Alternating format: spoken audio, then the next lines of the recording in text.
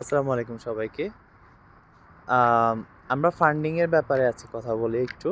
সেটা হচ্ছে ফান্ডিং বলতে আমরা কি বুঝি? প্রথম কথাটা হচ্ছে ফান্ডিং বলতে আমরা কি বুঝি? ফান্ডিং বলতে আমরা বুঝি হচ্ছে যে টিউশন ফিটা আমাদের থাকে F1 স্টুডেন্ট ভিসার জন্য। সেই টিউশন ফির মধ্যে আমাদের কতটুকু টিউশন ফি থাকে, এমনকি কতটুকু আমাদের স্কলারশিপ থাকে, এমনকি কতটুকু আমাদের আম এক্সট্রা কারিকুলাম স্কলারশিপ থেকে থাকে, এগুলাকেই ফান্ডিং বলা হয়ে থাকে। তো ফান্ডিংটা হচ্ছে টোটাল আপনার ফাইন্যান্সিয়াল সিচুয়েশনটা। ফান্ডিংটা কীভাবে ম্যানেজ করবেন? এটা অনেকেই হচ্ছে এই প্রশ্নটা থেকে থাকে। তো যতগুলো কান্ট্রি এখন পর্যন্ত যতগুলো কান্ট্রিতে আপনি স্টুডেন্ট ভিসায় বাংলাদেশ থেকে যেতে পারবেন, তার মধ্যে সবথেকে বেস্ট স্কলারশিপ দিয়ে থাকে হচ্ছে ইউএসএ। তো ইউএসএতে যদিও বেস্ট স্কলারশিপ দিয়ে থাকে, এটা কাইন্ড অফ অতটা মানে কি বলা যায়, অতটা ইম্পর্টেন্ট হয় না, কারণ এখানে হচ্ছে স্কলারশিপ পাওয়ার পরেও আপনার কিন্তু প্ল্যান্টি টিউশন ফি থেকে যায়। এমন এমন ইউনিভার্সিটি আছে যেগুলোতে আপনাকে $25,000-30,000 হচ্ছে টিউশন ফি স্কলারশিপ দিবে, বাট স্টিল আপনার 15,000 বা 20,000-এর মতো টিউশন ফি থেকে থেকে যাবে, যেটা আসলে almost too much I think. তো এখন ফান্ডিংটা কীভাবে ম্যানেজ করা যায় ইউএসএতে? তো মোস্টলি ব্যাচেলর স্টুডেন্টদের জন্য, আমি যদি ব্যাচেলরদেরকে নিয়ে আগে কথা বলি, ব্যাচেলরদের স্টুডেন্টদের জন্য মেরিট বেসড স্কলারশিপ থেকে থাকে। তো যারা বুঝেন না মেরিট বেসড স্কলারশিপ মানে কি, মেরিট বেসড স্কলারশিপ মানে হচ্ছে আপনার যে সিজিপিএ আছে, আপনার এসএসসি অথবা এইচএসসির যে জিপিএ আছে, সেটার উপর ডিপেন্ড করেই কিন্তু আপনাকে কী করবে, একটা স্কলারশিপ দিয়ে দিবে। তো কী পরিমাণ দিবে বা কতদিনের জন্য দিবে, এগুলো আপনি হচ্ছে ইউনিভার্সিটির যে ওয়েবসাইট আছে, সেখানে স্কলারশিপের যে একটা অপশন থাকে বা একটা পার্ট থাকে, সেখানে আপনি কিন্তু পেয়ে যাবেন। হ্যাঁ, আচ্ছা, এবার আসেন যে এই যে মেরিট বেসড স্কলারশিপটা, এটা আসলে কিভাবে দেয়? অবভিয়াসলি আমাদের যাদের, আমরা তো মার্কশিট সাবমিট করতে হবে অ্যাপ্লিকেশন করার সময়।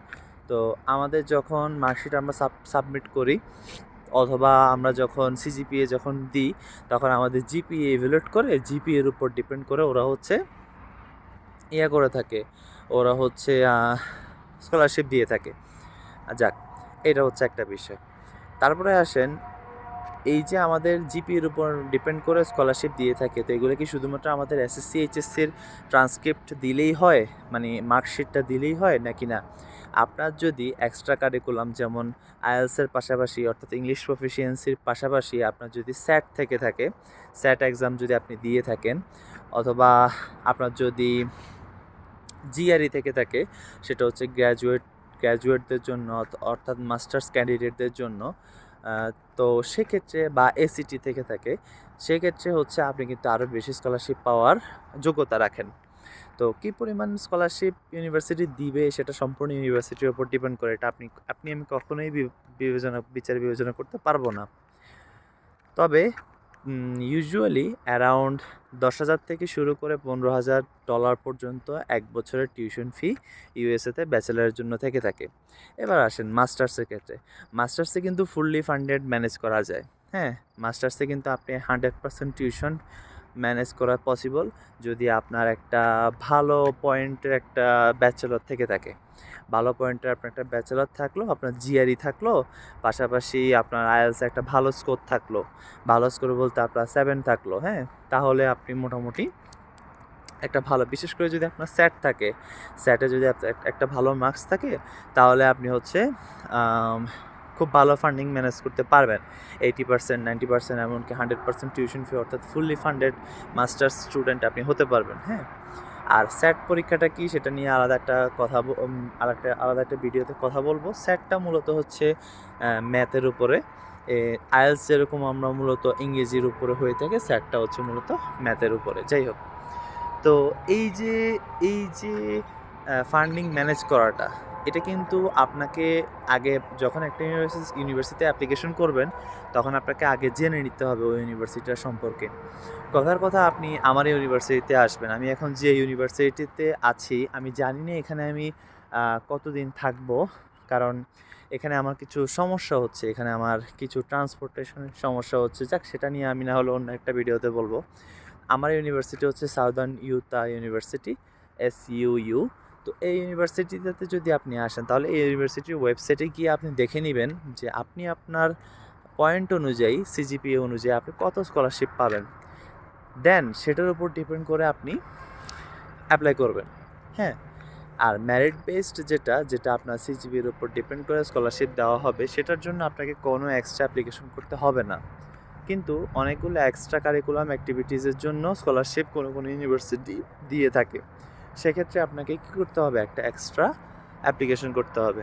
যাই হোক, মাস্টার্সের স্টুডেন্ট আমরা সবাই জানি যে বাংলাদেশ থেকে যারা PhD করার জন্য আসেন তারা কিন্তু ফুললি ফান্ডেড হয়ে থাকেন। হ্যাঁ, PhDর জন্য ফুললি ফান্ডেড হয়ে থাকেন।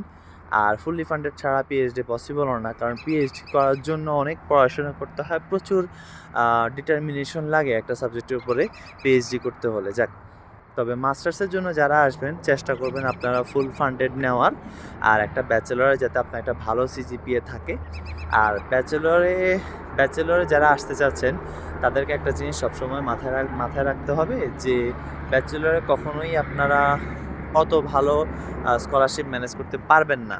হ্যাঁ, পারবেন যদি আপনি খুবই ভালো স্টুডেন্ট হন, খুবই ভালো স্যাট এক্সামের রেজাল্ট থাকে, সেক্ষেত্রে পারতে পারেন। বাট আদারওয়াইজ 40%, 50%, 60%, 70%, এর বেশি গেলে 80% স্কলারশিপ আপনাকে দিবে। তারপর আপনার ডেফিসিট থেকে যাবে। হ্যাঁ, তো ডেফিসিট বলতে কি বোঝায় একটা জিনিস আপনাদেরকে বলি। ডেফিসিট বলতে যারা বুঝেন না ডেফিসিট কী জিনিস, ডেফিসিট হচ্ছে আপনি টিউশন ফি থেকে আপনার স্কলারশিপ বাদ দিয়ে যে খরচটুকু থাকবে, অথবা আপনার কিছু এসেনশিয়াল খরচ থাকে, যেমন একটা ইউনিভার্সিটিতে আসলে আপনার কিছু ইন্স্যুরেন্সের খরচ থাকে। আপনাকে এখানে অবশ্যই স্টুডেন্ট হিসেবে আপনাকে হেলথ ইন্স্যুরেন্স নিতে হবে, ওই খরচটা আপনার বাধ্যতামূলক। তারপরে কিছু ইউনিভার্সিটি বুকস, তারপরে আপনার কিছু ইউনিভার্সিটি হচ্ছে ওদের ডর্ম আছে, ওদের ডর্ম মানে ইউনিভার্সিটির নিজেদের হোস্টেল থেকে থাকে, সেগুলোতে বাধ্যতামূলক কিন্তু থাকতে হয়। হ্যাঁ, কিছু ইউনিভার্সিটিতে এরকম আছে, এটা অবিশ্বাস্য হলেও সত্য, কিছু ইউনিভার্সিটি এমন আছে।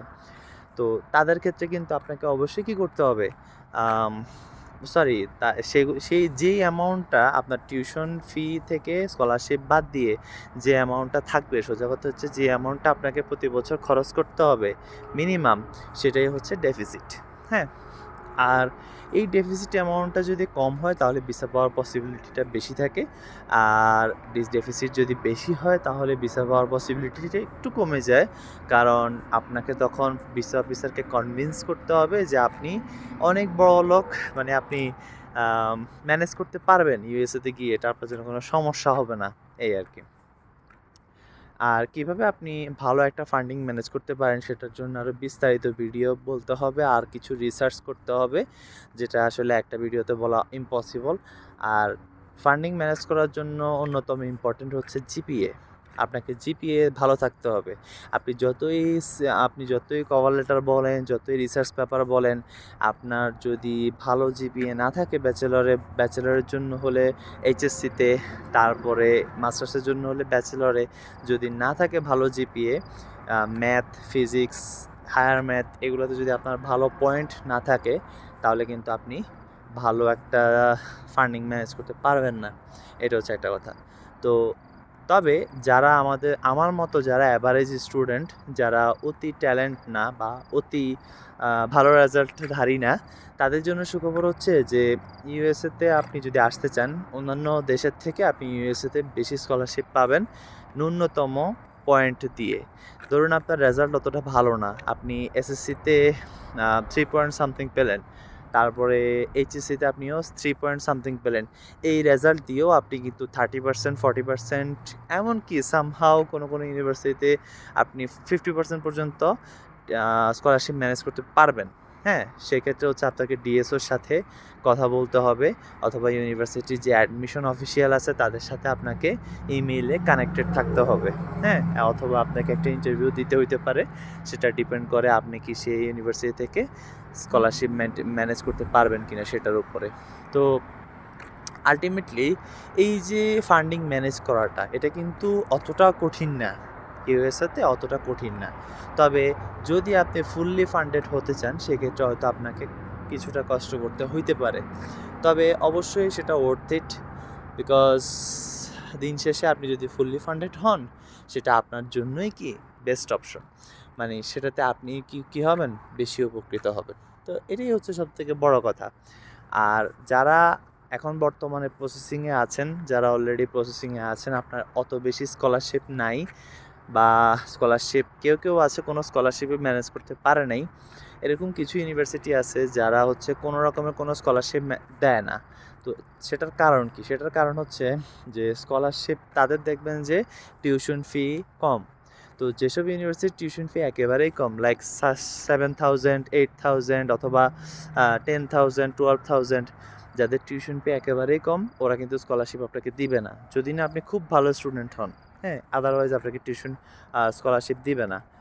তবে হ্যাঁ, আমি একটা জিনিস দেখছি যে অনেক স্টুডেন্ট এজেন্সিদের কাছে প্রতারিত হয়ে তারা বলে যে ভাইয়া আমি তো এই ইউনিভার্সিটিতে অ্যাপ্লাই করলাম, আমাকে বলছিল স্কলারশিপ দিবে, কিন্তু আমার টিউশন ফি হচ্ছে 19,000 বা টিউশন ফি হচ্ছে 22,000, আমার কোনো স্কলারশিপ নাই, আমাকে কোনো স্কলারশিপ দেয় নাই।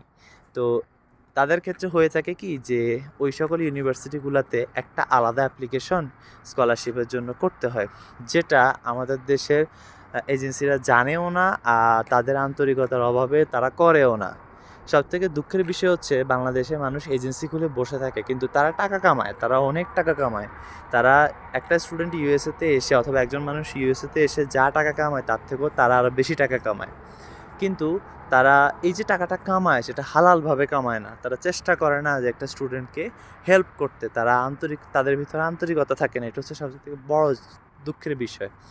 একটা স্টুডেন্টের জীবন তারা নষ্ট করতে একবারও দ্বিধাদ্বন্দ্ব করে না। যাই হোক, তো আপনাদের কাজ থাকবে, যারা ফান্ডিং ম্যানেজ করার চেষ্টা করেন তাদের কাজ থাকবে যে যদি আপনি ব্যাচেলরের জন্য আসতে চান তাহলে হচ্ছে নিজের প্রোফাইলটা রেডি করা, নিজের ডকুমেন্টগুলো রেডি করা, আর রিসার্চ করা যে আপনার পয়েন্ট অনুযায়ী, সাপোজ আপনার পয়েন্ট 3.50 এইচএসসিতে আপনি ব্যাচেলারে আসবেন, আপনাকে সার্চ করা, সারাদিন ইন্টারনেটে ঘাটা যে কোন ইউনিভার্সিটিতে আপনার এই পয়েন্ট দিয়ে আপনি বেশি স্কলারশিপ পাবেন, আর স্কলারশিপ পাওয়ার পরে আপনার টিউশন ফি কম থাকবে, এটা সার্চ করা, এটা থাকবে আপনার কাজ। এভাবে আপনি যখন সার্চ করতে থাকবেন, আপনি যখন কনফিডেন্স পাবেন যে হ্যাঁ আমি সার্চ করতে পারতাছি, আমি খুঁজে দেখি আমি কোনো ইউনিভার্সিটিতে পাই কি না, তখন দেখবেন আপনি কোনো ইউনিভার্সিটি থেকে $4,000 স্কলারশিপ পাবেন, কোনো ইউনিভার্সিটি থেকে 5,000 পাবেন, কোনো ইউনিভার্সিটি 6,000 বা আরও বেশি পাবেন। তো এই জিনিসগুলা আপনারা কিন্তু তখন বুঝতে পারবেন। হ্যাঁ, এটা সব কিছু নিজে বসে ফোনের মাধ্যমেই করা যায়, এগুলো কেউ শিখাই দিতে হয় না, আসলে সত্য কথা। যাক, এরপরে মাস্টার্সের স্টুডেন্ট যারা, অনেকেই বলে থাকে যে ফুললি ফান্ডেড স্টুডেন্টরা কখনো রিজেক্ট হয় না ইন্টারভিউতে গেলে। এটা আসলে সম্পূর্ণ একটা বদ্ধমূল ভুয়া ধারণা। আর এগুলো মূলত কে বলে থাকে, কে বা কারা বলে থাকে? যারা প্রত্যেকটা জিনিসকে ওভার অ্যাক্সেস হিসাবে দেখে। হ্যাঁ, প্রত্যেকটা জিনিসকে তারা খুবই মানে মানে কি বলা যায়, আমরা যেটাকে একটু বাড়াই বলি না, এরকম বাড়াই বলে তারা, যে একজন স্টুডেন্ট যদি ফুললি ফান্ডেড হয়ে থাকে তাহলে নাকি তাদের ভিসা হবে।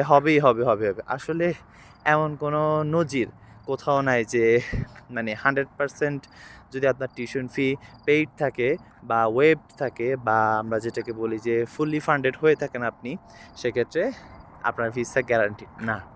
এমন অনেক আছে যারা ভিসা রিজেক্ট হয় যারা ফুললি ফান্ডেড। হ্যাঁ, এমনকি তাদের ইমার্জেন্সি রিকোয়েস্ট রিফিউজড হয়, এমনকি তারা ভিসা ইন্টারভিউতে কী হয়, রিফিউজড হয়। তো যদিও আপনি ফুললি ফান্ডেড হয়ে থাকেন, তাও ভালোভাবে ইন্টারভিউর জন্য প্রিপারেশন নেবেন। আর ইন্টারভিউর জন্য প্রিপারেশন কীভাবে নেবেন সেটার জন্য আমরা আলাদা ভিডিও করার চেষ্টা করব। আমি যাদের জানার আগ্রহ আছে আমি কোথায় আছি সেই বিষয়টা নিয়েও আমি আলাদা একটা ভিডিও করব। কীভাবে আসলাম সেটা নিয়ে আমি আলাদা একটা ভিডিও করব। ব্যক্তিগত জীবনের কিছু কথা আপনাদের সাথে শেয়ার করার চেষ্টা করব ইনশাল্লাহ।